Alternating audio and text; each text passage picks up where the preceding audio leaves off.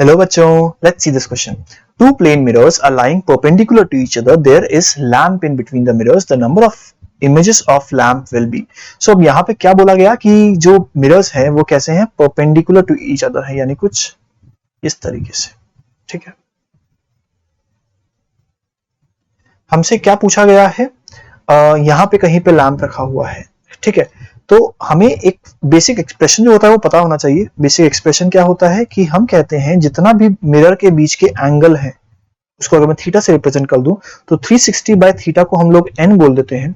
और अगर ये वैल्यू इवन आती है तो कहीं पे भी रख दो बॉडी को, anywhere if you place the body, the number of images formed are n-1। So ये क्या है, ये है नंबर ऑफ इमेजेस, और ये क्या है, पोजीशन ऑफ द ऑब्जेक्ट।